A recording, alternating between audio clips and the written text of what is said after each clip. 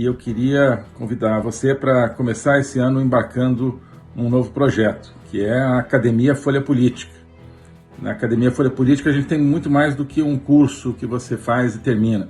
A Academia tem o meu curso de Logopolítica, que é um curso contínuo, tem também a Agenda 2030, que é um programa semanal de análise da atualidade, e vários outros materiais, e tudo isso forma um conjunto que é de reflexão, de formação pessoal, de preparação nossa para enfrentar todos os desafios da nossa política, do mundo, do Brasil, daquilo que está destruindo nossa liberdade, nossa esperança e também, portanto, um projeto para reconstruir essa esperança a partir de toda uma análise da cultura ocidental, do nosso manancial de cultura que a gente não pode perder e que é o nosso grande arsenal para enfrentar tudo isso, desde Aristóteles, Platão, passando pelas epístolas de São Paulo, Santo Agostinho,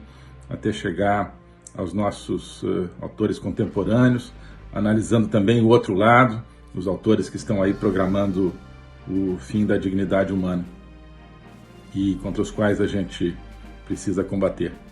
Então, esse é o projeto da Academia Folha Política. Se você quiser conhecer e entrar nessa aventura intelectual e pessoal, junto conosco, os links estão aqui na descrição do canal e vamos em frente juntos. Espero contar com você lá. Um abraço. Então, está aqui o Antônio Carlos, o Luiz Carlos dando boa noite, o Hernani aqui também, Ana Maria dizendo, olha, sobre a invasão cruel, desumana à Ucrânia, tem um documentário indicado ao Oscar, 20 dias em Mariupol. Pois é, não vi ainda o documentário, mas a Rússia está avançando, a Ucrânia realmente precisa, acho que agora, para resistir, de tropas, não só de material bélico, como vinha sendo até aqui. Fiquei surpreso, como 99% das pessoas, com a atitude do Macron, dizendo, olha, vamos lá, se precisar, vamos mandar soldados para defender a Ucrânia. Às vezes, de onde a gente não espera que venha alguma coisa. Estranho, tem alguma coisa por trás? Pode ser, mas no momento eu acho que foi a atitude correta. E é interessante porque a Marine Le Pen, talvez a principal opositora do Macron, da direita francesa, que tem coisas boas e outras coisas ruins, uma direita que justamente tem uma tradição de apego à Rússia, a gente diz que é financiada pelo Putin, não sei, mas a Marine Le Pen apareceu anteontem, fazendo um discurso dizendo, não podemos aceitar que a Rússia tome a Ucrânia, não, e tal. Eu não sei se é porque a opinião pública está sendo favorável à ação do Macron e ela não quer ficar atrás, ou alguma outra coisa, mas o certo é que a França, pelo jeito, estranhissimamente, está se unindo e levando adiante essa ideia de realmente ajudar a Ucrânia até o fim, com tropas, né? Eu acho que a Polônia, que é o país fundamental para isso, está dando sinais nesse sentido, a Alemanha talvez, não sei. Então, outro dia eu vi um encontro, né, do Macron com os primeiros-ministros da Polônia e da Alemanha. Tem algo se movendo aí, né? Graças a Deus sempre tem algo se movendo no mundo. Quando uma porta se fecha, às vezes uma janela se abre, né?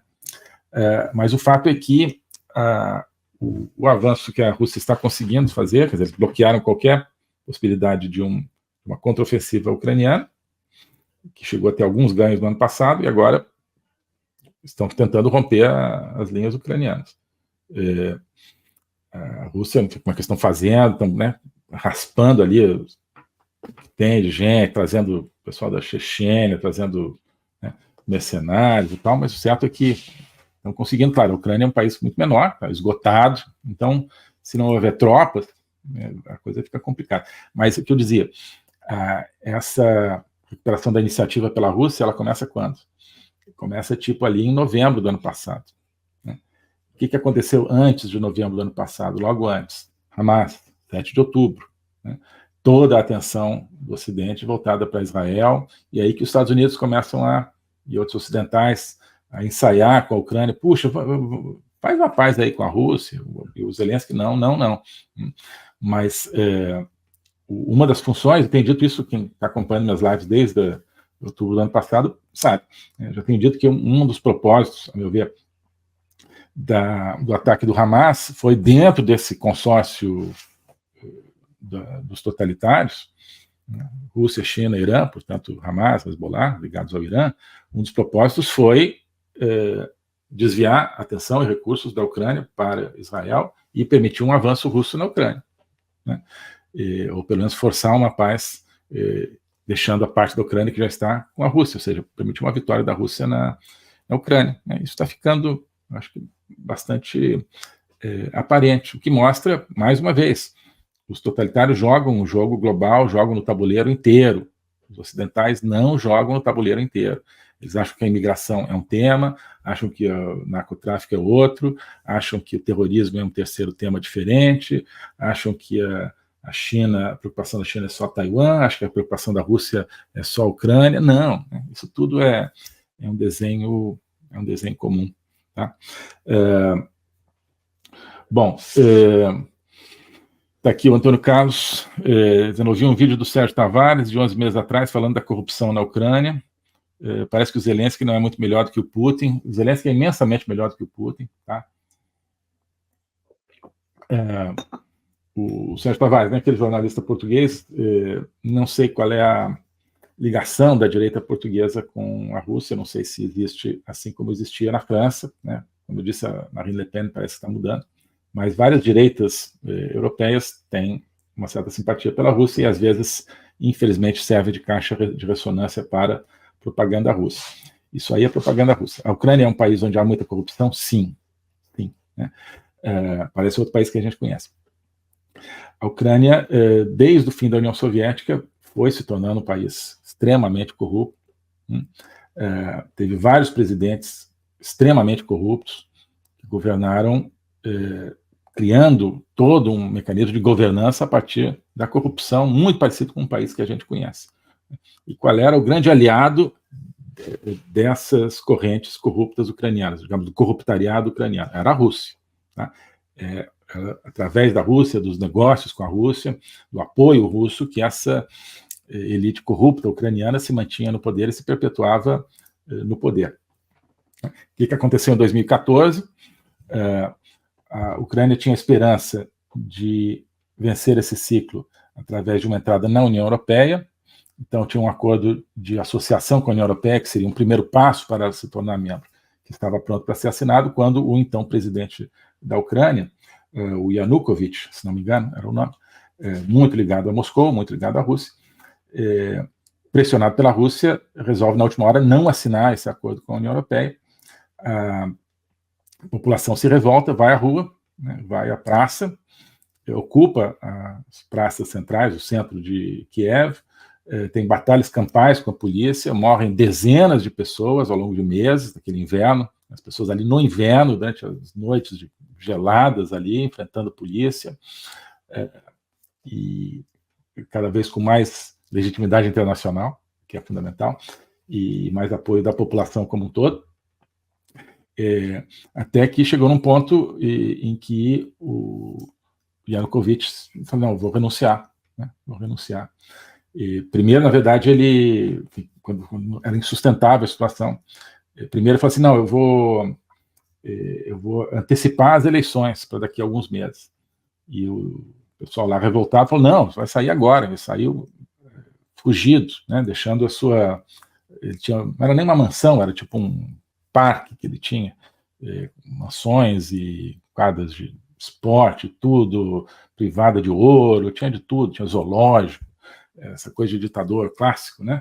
Deixando aquilo para trás, fugiu, né? Forçado pelo seu povo. Tá?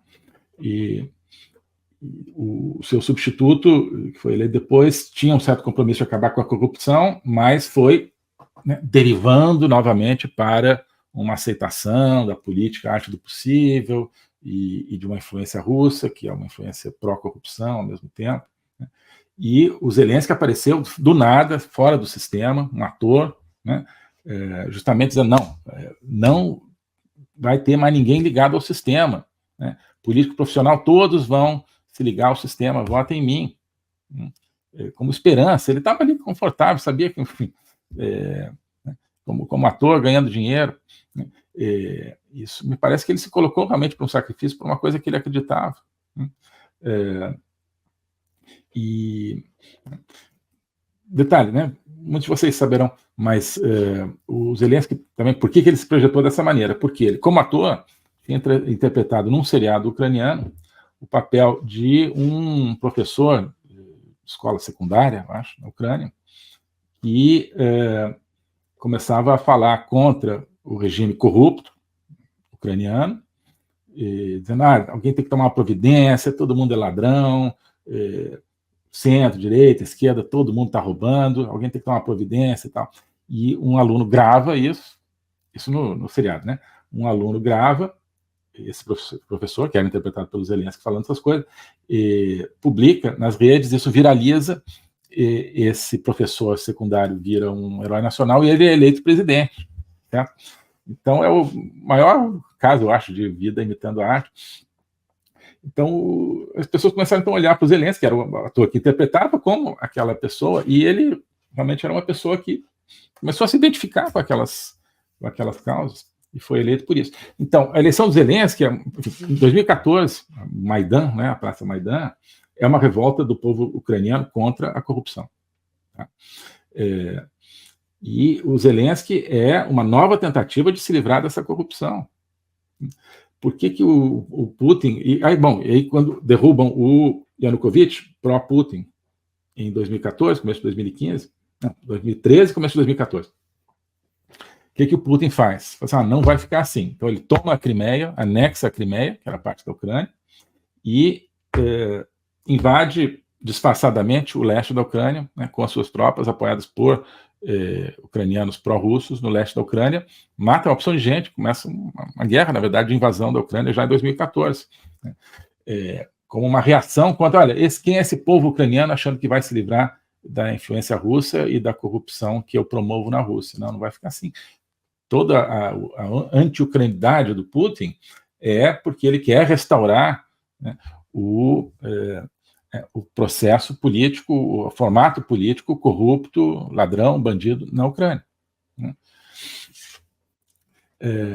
Então, sim, é corrupto? Sim, mas é justamente contra a corrupção que o povo ucraniano lutou e é contra a corrupção que o Zelensky chegou lá. Tá? Então, isso é propaganda russa, dizer que o Zelensky também é corrupto. Né? Muita gente dizendo, mesmo que não fale do Zelensky, fala assim, a Ucrânia é um país muito corrupto, então aí a Rússia tem direito de invadir, né? Mas a Rússia está invadindo a Ucrânia para acabar com a corrupção? Não, né? É para perpetuar a corrupção na Ucrânia, tá certo? Então acho que é por aí. O globalismo existe, é uma coisa concreta. Ele é composto pelo Great Reset do Fórum Econômico Mundial, pelo projeto hegemônico da China, pelo programa de manipulação e conquista da América do Sul pelo Foro de São Paulo e outros elementos. E esses elementos eles atuam uns em benefício dos outros, sempre, principalmente através do controle da linguagem, porque o controle da linguagem é o controle do nosso pensamento. Então nós estamos tendo o nosso pensamento reprogramado e essa reprogramação vai contra a nossa liberdade, vai contra a essência do ser humano. Isso é o globalismo. Com base nesse estudo, nessa experiência, é que eu criei o curso de Logopolítica. Toda semana eu dou aulas sobre geopolítica, literatura, filosofia, cultura de um modo geral, tudo isso em conjunto formando um espaço de conhecimento que eu denomino a logopolítica, para nós não apenas entendermos a ameaça do globalismo, mas podermos nos contrapor a ela. Se você quiser entrar nesse projeto de conhecer o globalismo e enfrentar o globalismo, clique aqui.